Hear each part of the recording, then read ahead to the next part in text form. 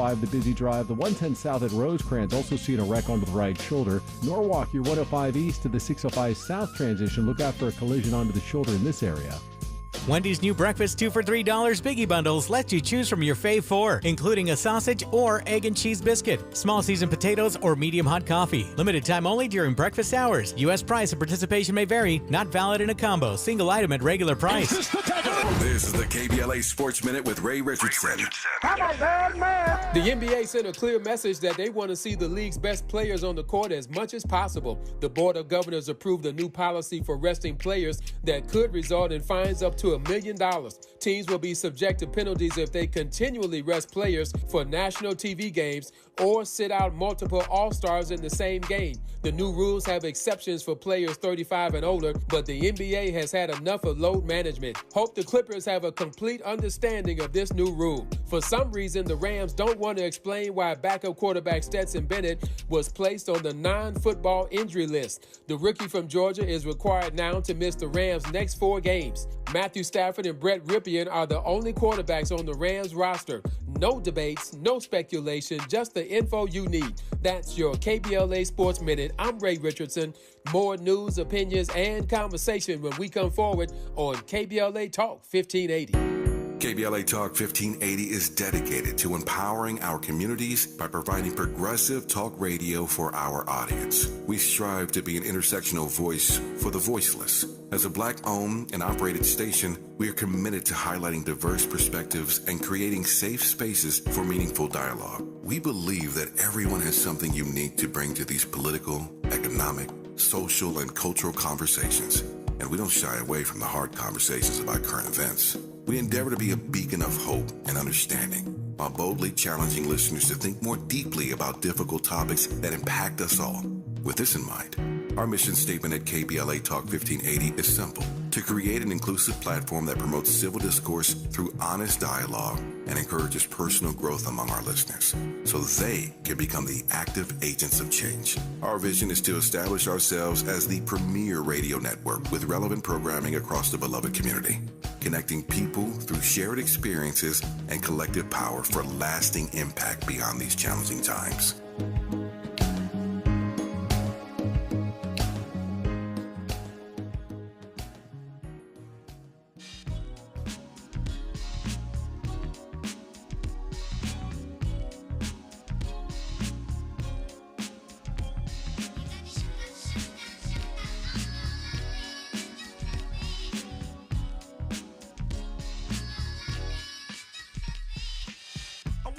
Extensions in her hair, bamboo earrings, at least 2 pair, a Fendi bag and a bad attitude.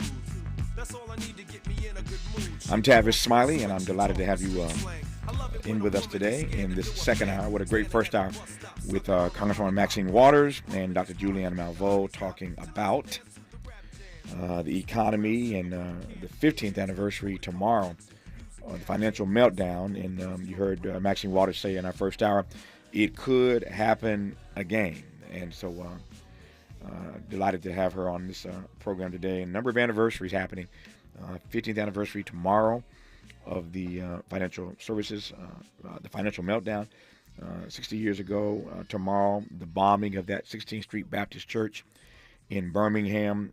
We're at that point in American history where we're experiencing, witnessing, and in some cases celebrating, other cases commemorating some major anniversaries. But I said in the first hour that if you have not seen Spike Lee's documentary, Florida Girls, you might want to check it out this weekend. It is one of the best pieces of work, I think, that Spike has ever done. Every time I see him, I tell him that, and we talk about his body of work. That, for me, and there's some good stuff in his body, his corpus, don't get me wrong. But that documentary, Florida Girls, is something you might want to check out this weekend or check out again as we commemorate the death of those 4 precious babies in Birmingham 60 years ago tomorrow, Friday. In this hour, a different perspective, speaking of anniversaries, a different perspective on the historic March on Washington 60 years ago. We just celebrated that a few weeks ago, August 28, 1963. 60 years since that historic march. In this hour, though, we will excavate the radical roots of that march with distinguished historian Dr. Hoover Williams, who joins us right now. Dr. Williams, good to have you on the program. How are you, sir? I'm good, Tavis. Thanks for having me on. No, it's my great delight to have you on. I want to jump right into this and make the most of our time here. When we think about the March on Washington, for those who know a little bit of history, we know that the Kennedy administration, John F. Kennedy and his brother Bobby Kennedy and others, wanted to, and in fact did everything they could to tamp down the radical nature of that march, or whatever they thought the radical nature was going to be. John Lewis, we all famously know, had to cut parts of his speech. He still got a few jabs in here or there, but there were all kinds of efforts outside of the march. And let's be honest, even from those inside the march, they knew what they were attempting to do, and there was an effort by a number of people to sort of put a lid on this when it comes to the radical nature of that march. Here you come now with a book called More Than a Dream: The Radical March on Washington for Jobs and Freedom. So I start by asking, what was so radical about it? And then we'll talk about the efforts, as I mentioned a moment ago, to not make it as radical as it was, whatever you think it was. So tell me what you think it was. You know, it's such a great way to frame this conversation, Tavis, because here we are in the 60th anniversary of the March on Washington, talking about many of the issues that were front and center in 1963 as we think about the way that Bayard Rustin, and A. Philip Randolph and Martin Luther King and Dr. Anna Arnold Hedgeman framed the march itself.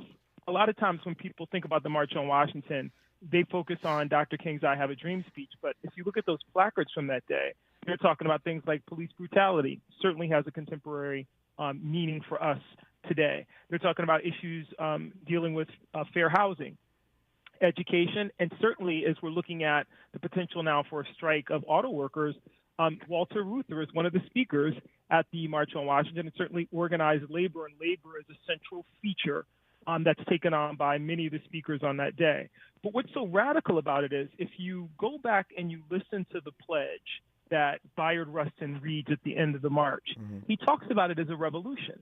And it's easy for people to assume that that's just, hyperbole. He's engaging in, kind of semantics. But the reality is that they saw that action as going to Washington and demanding, and that's the language that Rustin uses, these demands that will be presented to the Kennedy administration around these issues.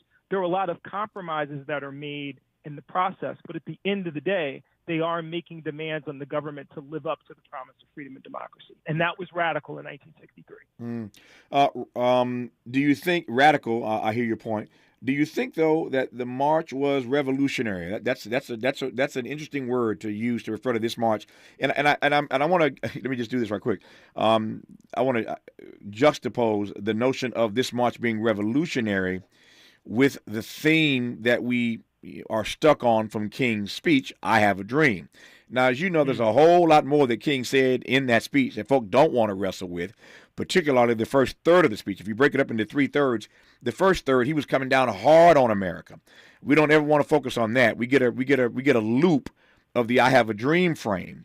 And so because that's the lasting image of that march, I Have a Dream, it's hard to square that frame with this notion that the march was revolutionary. So I'm asking, do you think the march ultimately was revolutionary? Well, again, it's interesting because if we frame revolution in terms of its most basic definition, change, then absolutely. And I agree with you. If you think about that first third of King's speech, which is often overlooked and certainly not engaged in terms of the public imagination at that moment, what King is proposing is revolutionary. He's saying there's this blank check that the government is responsible for meeting, and he's making the case that the federal government has a duty and a responsibility to fulfill that. So that was revolutionary in that sense. At the same time, the critics of the March on Washington, people like Malcolm X, from the sidelines are saying, this isn't revolutionary at all, because what you're asking for is reform. And what we ultimately may need is a radical restructuring of American society and culture to achieve those things that you desire. Certainly you see King and the mainstream civil rights movement move more in that direction by the time we get to 1968 and the Poor People's Campaign. But that's only after the frustration, the realization, you just talked about the murder of those 4 little girls on the heels of the March on Washington. You get a Civil Rights Act of 1964, Voting Rights Act of 1965. By 68, there's this feeling that very little has changed. And so that's why you have that even more radical step that we see embodied in the Poor People's Campaign. Just getting started in this hour, Dr. Yahuwah Williams, his new book is called More Than a Dream: The Radical March on Washington for Jobs and Freedom. In some ways, his book is a re-education, an essential re-education of one of the most consequential events in U.S. history. And the farther away you get from these things, these major anniversaries, maybe that's what we need, a re-education of some of these major consequential events. We'll talk about that and a great deal more when we come forward on Tavis Smiley. Seeking the truth, speaking the truth. This is the Tavis Smiley Show.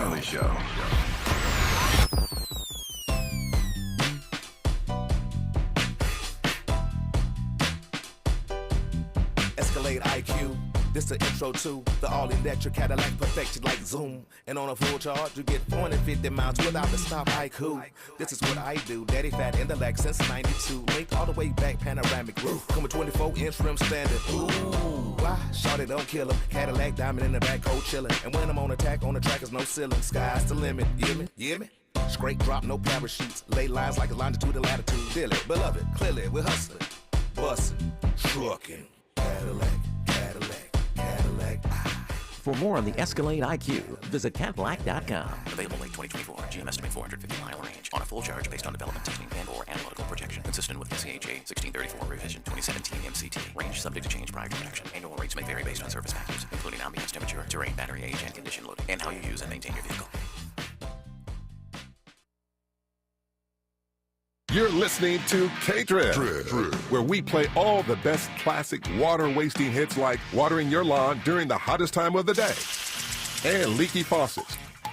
They're tunes from another time because now that we face a hotter, drier future, every drop counts. Despite an extremely wet winter, keep using less water, fixing leaks, and reusing indoor water for your garden. Visit SaveOurWater.com for more ways to conserve. Up next, brushing your teeth with the water on. K-Trip. Hi, this is LA City Councilman Curran Price, inviting you to the 28th Annual Central Avenue Jazz Festival on September the 23rd from 11 to 7 p.m. For nearly 3 decades, the Central Avenue Jazz Festival has paid homage to the legendary Central Avenue and its influence on jazz history. Jazz, blues, and Latin jazz will be featured on 3 stages of music. Co-headlining are Hubert Laws with special guest Eloise Laws and the Billy Childs Quartet featuring Sean Jones. The day includes plenty of food, merchants, and 4 pavilions focused on youth programming, art, health and wellness, and public resources. Parking is limited, so Metro and rideshare are recommended. Hubert Laws with special guests Eloise Laws and the Billy Childs Quartet featuring Sean Jones. The day includes plenty of food, merchants, and 4 pavilions focused on youth programming, art, health and wellness, and public resources. For more information, visit CentralAveJazzFest.com. CentralAveJazzFest.com. See you on the 23rd. Gotta stay fresh, my house shot with a rest bar. Have you visited us online for the grand opening of KBLA.store? For the best in new merch, gift ideas, books, media, and more, log on to KBLA.store. Be sure to check out our KBLA team favorites at KBLA.store today. That's KBLA.store for all the official merch on your favorite talk radio station, KBLA Talk 1580. Ready to re-examine your assumptions and expand your inventory of ideas? More of Tavis Smiley coming your way right now. Dr. Yahuwah Williams is our guest in this hour. His book is called More Than a Dream, The Radical March on Washington for Jobs and Freedom. I've said a few times already in today's program that we are in a phase of American life where we're celebrating a number of milestone, consequential events in our country's history. And perhaps these anniversaries allow us a way in to see these moments differently in the rearview mirror, if you will, and sort of engage in a re-education conversation about these major events. And I was thinking during that break, Dr. Williams, of what you said moments ago. And I want to just slow down for a second and just paint this picture for the audience. Just give us an illustration here. So the March on Washington happens 60 years ago on August 28, 1963. These 4 little girls that we referenced already in this conversation, killed in the 16th Street Baptist Church in Birmingham, that happened 60 years ago tomorrow, September 15th. You see the frame here, right? We're at the March on Washington on August 28th. And days later, on September 15th, these girls are killed in Birmingham. We were talking earlier about whether or not this march was radical, whether or not it was revolutionary.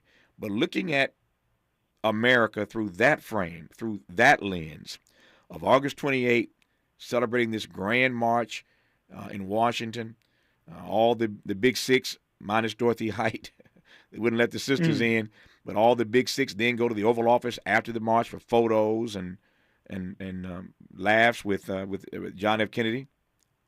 And then days later, we get this in Birmingham. And then Dr. King, of course, eulogizes these 4 little girls, and he is just beyond pained at the death of these precious babies, but the fact that it came literally days after the March on Washington.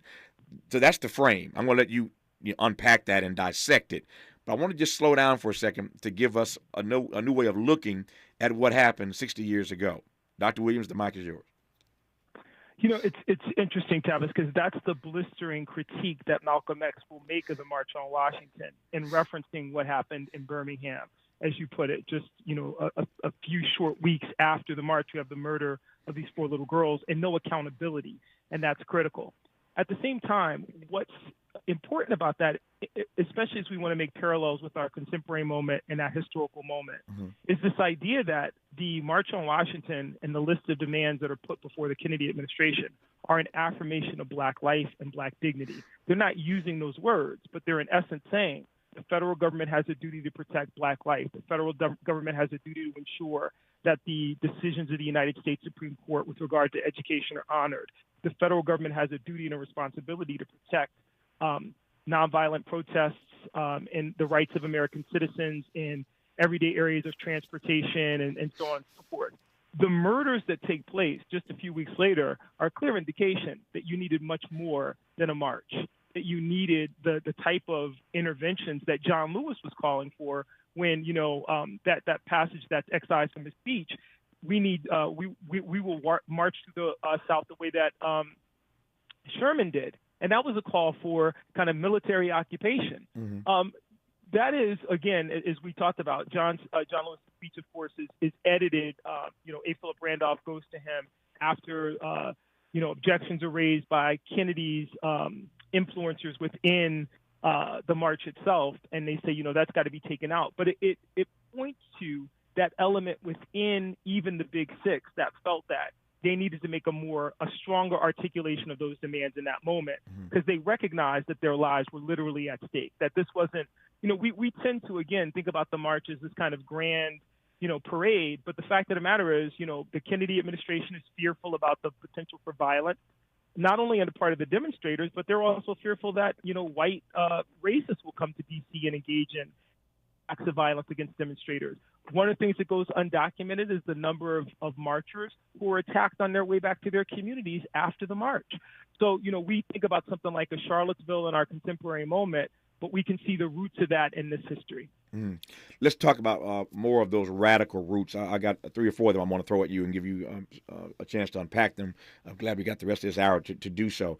Let me start with what you address in the text regarding the overlooked work of socialist organizers. We'll get to Black women and others as we talk about, again, some of these various radical roots of the March on Washington, as you call it. But talk to me first about these overlooked socialist organizers. Well, it's absolutely essential to understand the role of these individuals in the formulation of the march itself, because their agenda is radically different in some sense than the agenda that becomes kind of the final platform of the march itself. But those influences are there, and those influences end up in many ways coloring some of the speeches and some of the language and some of the foundations for the pledge that come at the end of the march. So they're muted, but they're still there, and that's important. Bayard Rustin, perhaps the most important person that we can count in that tradition, and who's kind of part of that energy influencing the march. But again, it's important for us to kind of take a step back and to realize that, the underpinnings of the march, and later on, Rustin will be one of the critics who says, looking back at the movement itself, one of the reasons that we failed is that we addressed ourselves in a tone that didn't get at these deeper issues that the socialists, that a socialist agenda would have addressed in a more direct and meaningful and substantial way. So it wasn't just about access and opportunity. It was about equity and justice, and moving away from the the hopeful optimism that King articulates at the end of the I Have a Dream speech to the more concrete King that we find in his book, Where Do We Go From Here, Chaos or Community, where he pointedly asked the question, what good is it to have the right to eat in a restaurant if you can't afford anything on the menu? Socialism is addressing that in a meaningful way. Civil rights is about just ensuring that you have the right to, not necessarily ensuring that you can actually afford or that access will be meaningful and your ability to partake. Tell me more about the socialist role or the role of socialists at this March on Washington. And I ask that against this backdrop. You just referenced Dr. King. King, as you well know, was often criticized and condemned for being a socialist. That's the word, that S word, was a word that J. Edgar Hoover and others loved to throw around when trying to demonize and deny him and disenfranchise him. So King was long used to being labeled a socialist. And yet, here you are now telling us that there were socialist organizers who were part of this, again, not part of the usual conversation about this major event called the March on Washington. So I'm trying to get a sense of how they fit in or didn't fit in, and how in a moment like that, where King is at this crescendo, he's being called and being condemned as a socialist. So it seems to me that the socialist faction, the socialist brigade, if you will, the socialist involvement in this march could only be, put forth so much, because it starts to bleed on the King, and that's something at that moment that he can't afford. Does that make sense at all?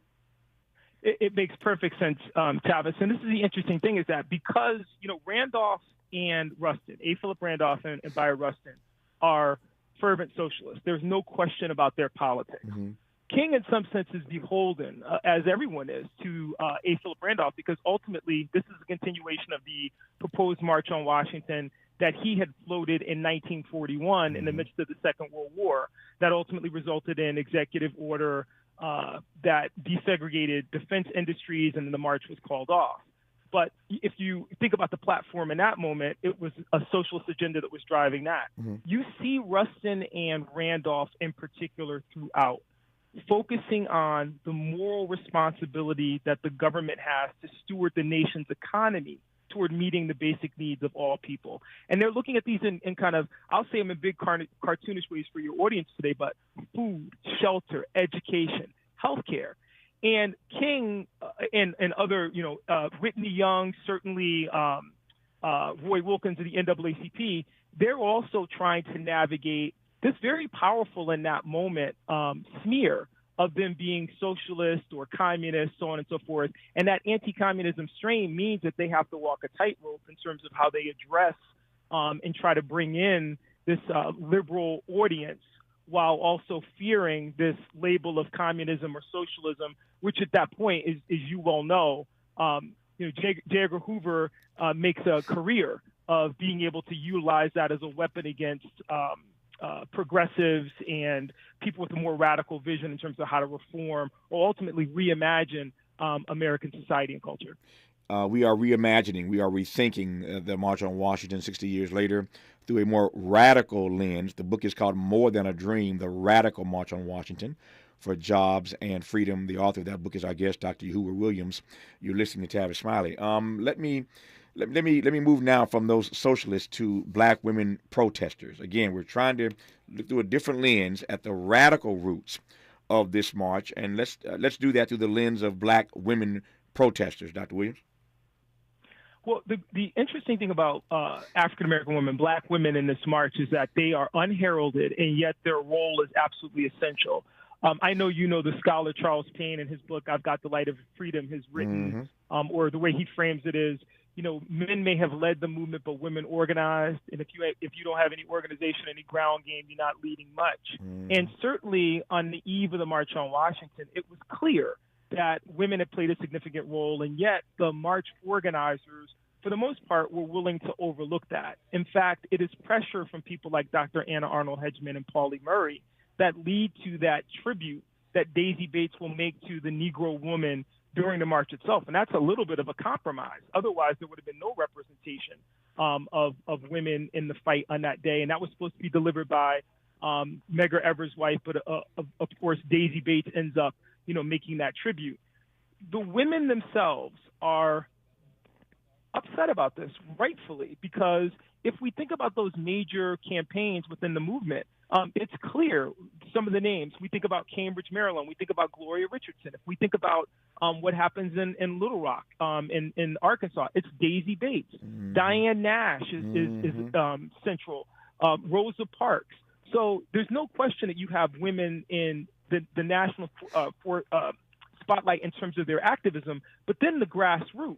Go back to 1941, it's not just the Brotherhood of Sleeping Car Porters, it's the Women's Auxiliary of the Brotherhood of Sleeping Car Porters. There's a lot of the ground game for that proposed march in that moment. It does a lot of ground game for, the Brotherhood of Sleeping Car Porters. So women play this important role within the civil rights movement that is not being recognized at the march, and they push back. And that's what we document in the book. We talk about, for example, Pauli Murray, writing to A. Philip Randolph candidly and then going public with her critique of women being excluded. And I love sharing, she writes a letter to Randolph in which she says, and I'm quoting, I've been increasingly perturbed over the blatant disparity between the major role which Negro women have played and are playing in the crucial grassroots levels of our struggle and the minor role of leadership they've been assigned in the national policy-making decisions. And she goes on to say, it's indefensible to call a national march on Washington and send out a call which contains the name of not a single woman leader. And she concludes, Tavis, the part I love the most, quote, the time has come to say to you quite candidly, Mr. Randolph, that tokenism as is offensive when applied to a woman as when applied to Negroes, and that I have not devoted the greater part of my adult life to the implementation of human rights to now condone any policy which is not inclusive, end quote. That's I have never heard that piece in its entirety. I've heard reference made to it, but those are some strong words for a sister to be sending to A. Philip Randolph. Absolutely, and unapologetic. Yes. And I think what Pauli Murray was able to say in that moment was, and in a powerful way, and I think this resonates in our contemporary moment as well. And that's one of the reasons why people often ask, can you compare the Black Lives Matter movement with the civil rights movement in the 1950s and 1960s? I think one of the things that organizers learned from the example of people like Ella Baker and Fannie Lou Hamer and Pauli Murray is not to run away from issues of gender, not to run away from issues of sexual identity. Bayard Rustin and Pauli Murray are both marginalized because of their sexuality. So that intersectional identity that they have as being both Black and part of the LGBTQ plus community gives them a sensitivity around this. But part of what Pauli Murray is saying is, if you don't address these issues now, we're just going to have to come back in 10 years and do this again because we're missing our opportunity to make a stand for these issues in a way that would be meaningful and substantive across the board for all Americans, but most importantly for the most marginalized. And they're going to be the people in those intersectional spaces. When it comes to rethinking, reimagining, or for that matter, repositioning this momentous day, as Dr. King called it, a momentous occasion 60 years ago, if we're trying to do that through a radical lens, we can look at it as radical in its roots, in its methods, its demands, and its results. That's the case that Dr. Williams makes in this text, that it's radical in its roots, methods, demands, and results. We've talked a bit about the roots. We've talked a bit about the demands, and Bayard Rustin laying that out at the end of the march. When we come forward, we'll talk about the methods and the results. You're listening to Tavis Smiley. Hope, agency, dignity. This is Tavis Smiley. Can you dig it? Come on!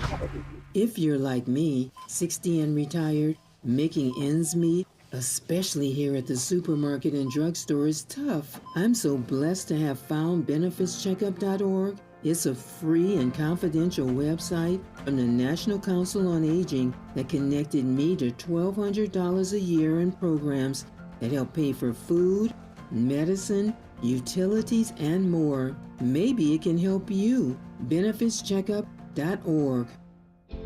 My daughter was diagnosed with a rare malignant rhabdoid tumor on the spine.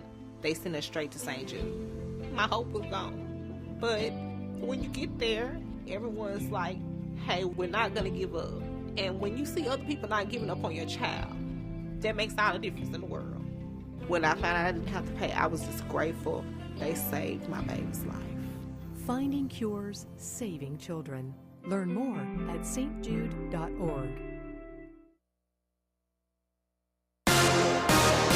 I'm Mike Moore. Here's the latest from the Black Information Network. A judge in Georgia is rejecting a request from prosecutors to try Donald Trump and 18 co-defendants together in the Georgia election interference case. Fulton County Judge Scott McAfee severed cases of attorneys Kenneth Chesbrough and Sidney Powell from the others today. The two requested a speedy trial, which is scheduled for October 23rd. Trump and the remaining defendants will be tried at a later date. New York City African-American Mayor Eric Adams is supporting actors and writers on strike. The mayor joined the picket line in Midtown Manhattan Wednesday morning, calling for a fair resolution. The Writers Guild of America has been on strike since May, and members of SAG-AFTRA joined them in July. Their sticking points have been the same since day one, including better streaming residuals. And that's the latest. I'm Mike Moore from your 24/7 news source, the Black Information Network, and BINnews.com. Seeing a Sigler working through East LA, East Love. You're taking that 60 West at Downey Road. A crash with two right lanes blocked. We're slow from Santa Anita Avenue. The transitions to the 710 North and South to the 60 West, those have been reopened. This is an overturned box truck. Still seeing two right lanes blocked, 60 West at Downey Road. Seeing a broken down vehicle in Carson on the 110 South at 223rd Street. That's stuck in the right lane just past that 405, the busy drive. The 110 South at Rosecrans, also seeing a wreck onto the right shoulder. Norwalk, your 105 East to the 605 South transition. Look out for a collision onto the shoulder in this area.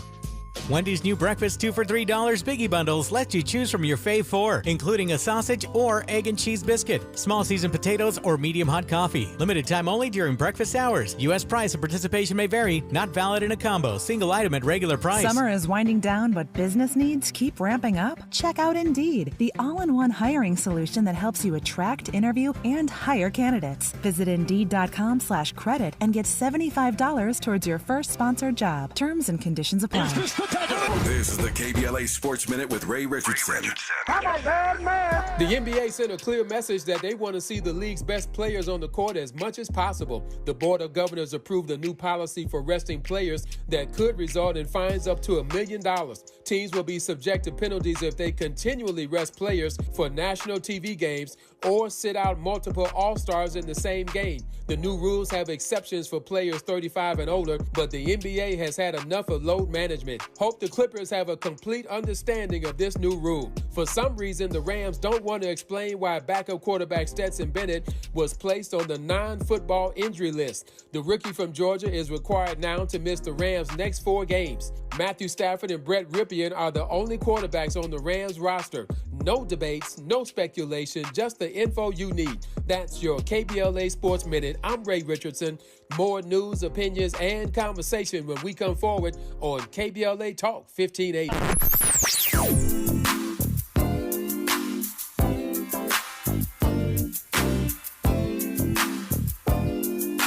This is KBLA Talk 1580.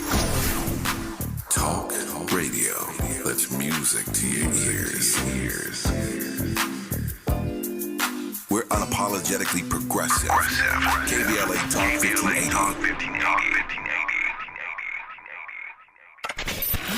We've got a lot to talk about. Hi, I'm Zoe Williams, a.k.a. the Voice of Reason, encouraging you to join me weekdays from 7 to 9 p.m. for the world's most intriguing relationship radio roundtable. Every night, I facilitate and encourage our loyal listeners to participate in the most engaging relationship discussions you'll hear anywhere. So make it a point to rendezvous with me, Zoe Williams, the Voice of Reason, Monday through Friday, 7 to 9 p.m. Pacific Standard Time. Trust me, your relationships will never be the same. The VOR is on fire tonight. Unapologetically progressive. KBLA Talk 1580. We've got your black.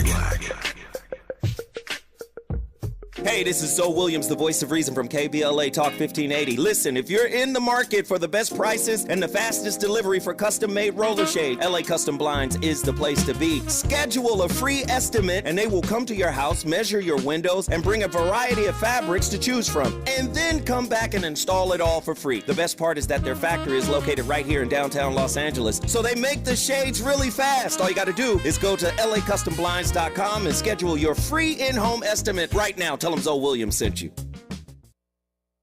Who do you trust to get at the truth? Tavis Smiley. That's who. The conversation continues right now. Indeed it does, with Dr. Yahugo Williams, who's our guest in this hour, distinguished black historian and the founding director of the Racial Justice Initiative at the University of St. Thomas. I could never go to the University of St. Thomas. I wouldn't go to class, Dr. Williams. I've been there once. I'm like, yeah, it's a great school, but I couldn't go to class. I'd be out there on the beach every day. Brother Tavis, so we're in, I get that a lot. We're in St. Paul, Minnesota, so you'd go. Are you in, this is St. Thomas in St. Paul? In Minnesota, in St. Paul, yeah. I'm glad you clarified that for me, brother. I'm like, yeah, I wouldn't make it to class in St. Thomas. But you to your point, St. Paul, Minnesota, yeah, I'd be in class. I'd be in class because you don't want to be outside, that's for sure. But St. Paul's a beautiful place, and I love it. I'm glad you clarified that for me. I had not realized that. But I do know the text, and it's a good text. It's called More Than a Dream, the Radical March on Washington for Jobs and Freedom. And we're looking at this march 60 years later. We, of course, commemorated this march weeks ago on August 28th. But this text got my attention because, again, it's looking at the radical march on Washington, and it's giving us a different way to sort of assess this march 60 years ago, to rethink it, to reimagine it, and to look again at these radical roots in terms of methods, demands, and results. We've talked about the roots. We've talked about some of the demands. I want to talk now about the methods. So when you talk about this being a radical march born of its methods, by that you mean what exactly? The idea that you move toward nonviolent direct action protests in a way that escalates from what we see early in the movement. The NAACP's legal strategy, which leads to Brown versus Board of Education, that then sets you up for Little Rock and having 9 children enroll at Central High School and kind of precipitating the showdown between the federal government and the state over access and the implementation of the Supreme Court's decision in Little Rock. But then you move into that phase that we're all familiar with, where you have sit-ins at lunch counters, where you have African-American students who are part of the Student Nonviolent Coordinating Committee and the Congress of Racial Equality, looking to test and to push the boundaries of civil rights and other areas through this nonviolent direct action protest. Mm-hmm. The March on Washington is a culmination of that, because what it is Randolph and this new generation of leaders updating that idea from 1941 that you could force government intervention in the economy in the midst of a war by threatening a March on Washington, to say, well, what if we bring massive nonviolent direct action protests to Washington, D.C., to the nation's capital, and try to precipitate and gain that same level of attention and kind of force the government's hand. They're aided in a couple of things. 1963, it's the 100th anniversary of the Emancipation Proclamation, which certainly King and others note at the march itself, but that was part of the planning. But also, it's a very bloody year with regard to civil rights. The Birmingham campaign that April witnessed Bull Connor engaging in what continue to be some of the most extreme visuals of police brutality associated with the movement. That summer, you've got John Kennedy in June calling civil rights a moral issue, kind of setting the, based in part on Governor Wallace refusing Vivian Malone and another student's access to the University of Alabama. Mm-hmm. So the die is cast in a lot of ways. And the march comes at a moment where, against the backdrop of those last couple of years, but the first half of 1963 in particular, the marchers are able to say the government needs to intervene now, or this is going to continue to move and trend toward chaos. Certainly the murder of those 4 little girls is an affirmation of that just weeks after the march. Mm-hmm. Let me move now to talk about the results. And I want to talk about the results first, and then compare and contrast, as you did earlier in this conversation, the March on Washington 60 years ago with the more recent march and protests and social justice movement of Black Lives Matter in this contemporary moment when it comes to results. Had a guest on this program a few weeks ago with a book that we wrestled with. I wanted to have him on, even if I didn't agree with all the conclusions of his text. We wrestled with his critique of Black Lives Matter. He supports the BLM movement, but his critique had to do with the fundamental lack of results from that movement. Of course, that movement is still ongoing. So we'll compare and contrast here in a second when it comes to results. But as you see this march in its more radical form, talk to me about the results. Yeah, I think there are a couple of things. When we think about results, immediately we're drawn to legislation. So the Civil Rights Act of 1964, in most people's minds, is the culmination of the March on Washington, and ultimately that is what, that the march itself bears fruit in that legislation at that level. But the Civil Rights Act of 1964 served the Black community well. It served Americans well. I should be very clear about this. In the same way that the 13th, 14th, and 15th Amendments served Americans well, in kind of deepening and reconnecting with these democratic principles. Legal scholars often talk about America being based on a civil theology, which we all, symbolically pledge allegiance to and agree and are bound by. And often you have actors. Mitt Romney spoke about this, yesterday. I was kind of thinking about this in the context of his remarks in saying that he's not going to run again, that members of his party are no longer abiding by that civil theology. They don't believe in the U.S. Constitution. And so in one sense, and it's not as radical, you've got that legacy of the march itself.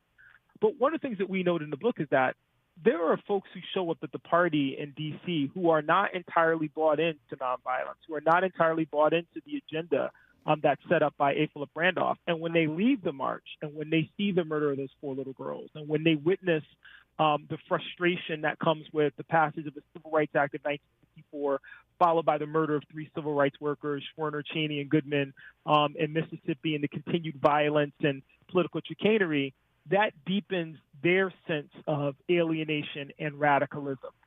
Even though we know Peniel Joseph has talked about this, that the civil rights and Black power movements are parallel movements. So there's no from civil rights to Black power. Certainly the frustration that some people feel around the march and its limitations lead them to adopt more progressive and in some cases more radical oriented politics, which you see in the emergence of organizations later on like the Black Panther Party for Self-Defense in 1966 and others. So those are kind of the dual legacies. You've got, certainly the importance of this major piece of legislation, which would not have been possible not only without the March on Washington, but many would argue without the assassination of President Kennedy. Lyndon Johnson has the bully pulpit of a dead president to push through a civil rights agenda that the Kennedys, in all likelihood, would never have been able to get past.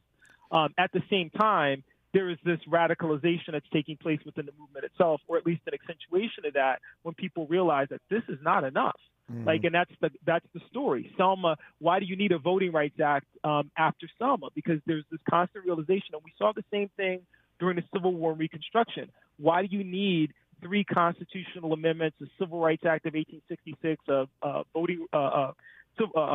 Enforcement Act of 1870? Why do you need all of that? A Civil Rights Act of 1875, if freedom and equality have been achieved? We get the same cadence in what Arnold Taylor has described as America's second Civil War, which is the civil rights movement of the 1950s and 1960s. When we come forward, I want to ask you directly, given your rethinking, your reimagining, your repositioning this movement, this march 60 years ago as a radical march, I want to ask you directly your modern understanding, your present-day understanding of this historic event, this legendary event in the fight for racial justice. How would you situate this march in that fight? And then I also want to ask you to compare and contrast the Black Lives Matter era that we live in now and how you situate that moment, this moment, in the fight for racial justice. And then we'll do a compare and contrast, which may or may not be fair, but we'll talk about the results of either, the results of both.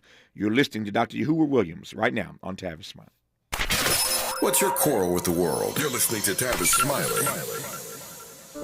What is dedication? My biggest fear in the middle of my addiction was that my kids wouldn't have a father.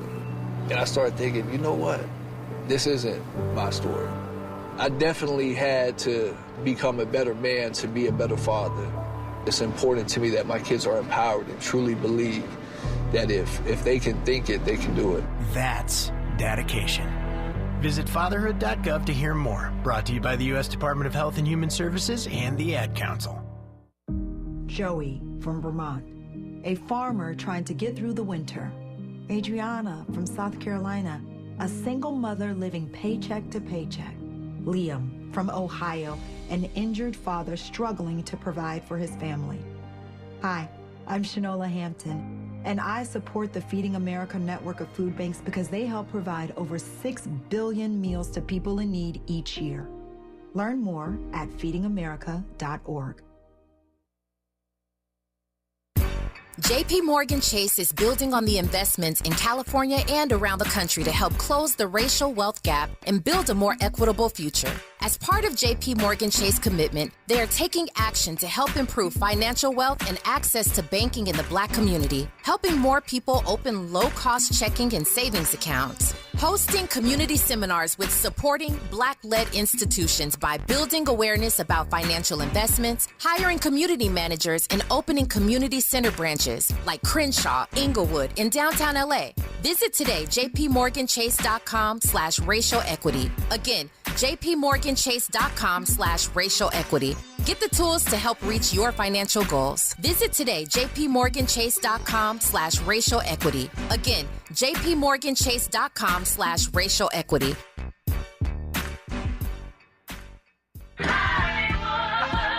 The Black Hollywood Education and Resource Center proudly presents its 25th annual Real Black Men Short Film Showcase, September 22nd through September 24th. Join us for the opening night celebration on Friday, September 22nd, and enjoy the short film showcase featuring 47 films by emerging Black male directors from across the country. Continuing on Saturday, September 23rd and Sunday, September 24th. All events will be held at the Regal LA Live Cinemas, 1000 West Olympic Boulevard in downtown Los Angeles. For more information and tickets, visit bherc.org. That's bherc.org or call 323-957-4656. That's 323-957-4656. Don't miss your chance to celebrate excellence in Black cinema all weekend long at the Real Black Men Short Film Showcase. See you there.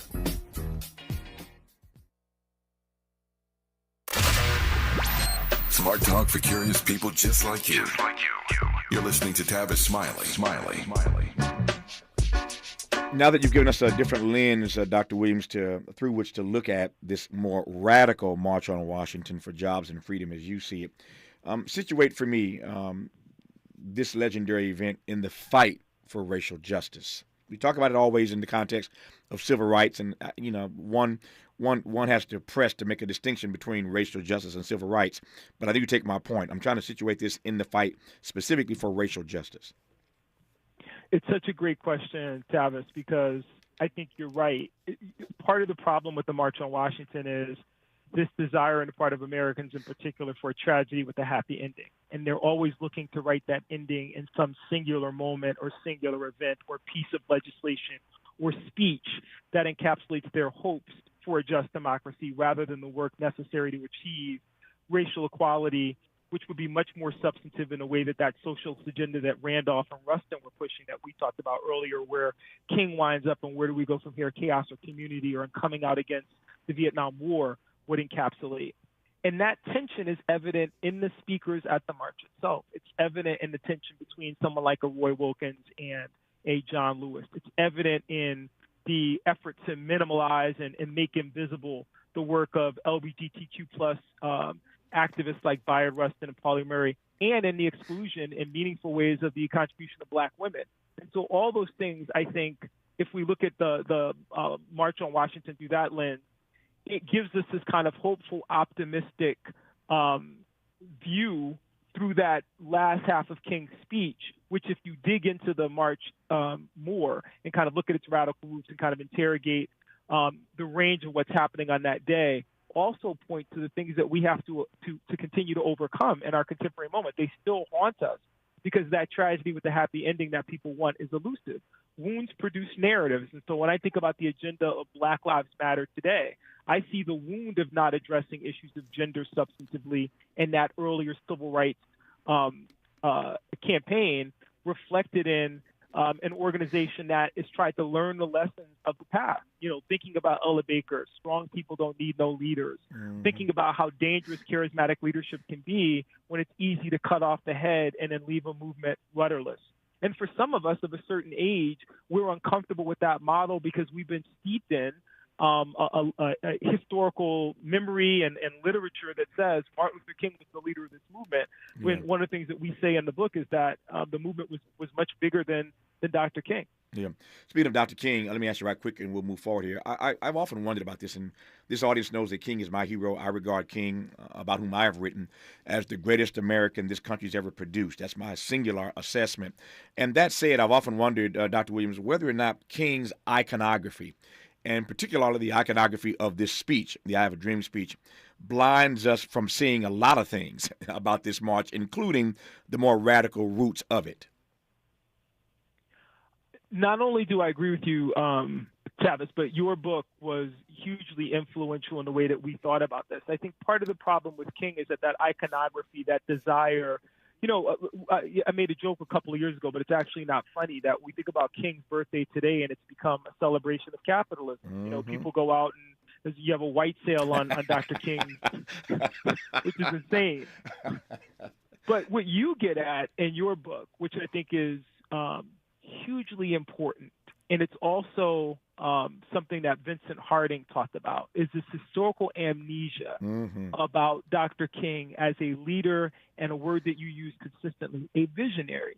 And that narrative harms not only the way that people understand King, but the way they understand the movement. Yeah. King is not what the sound bites or the Republican Party want to reduce him to. He's far more complex. And going after that historical King, with all of his flaws, he's my hero too. Sure. But then, part of the challenge then is kind of taking on the iconography in the hopes of recovering the man, so we can get back to the foundations of what those individuals are fighting. That's deep. That's deep point, brother. I appreciate it. Thank you for that answer. When we come forward, our remaining moments with Dr. Williams, Dr. Yahuwah Williams, we'll get his answer to that question I said I wanted to get to, and will. This comparison and contrast between that movement, the March on Washington, the radical March on Washington, and the radical Black Lives Matter era. You're listening to Tavis Smiley. Interrogating and unpacking. That's what we do around here. You're listening to Tavis Smiley.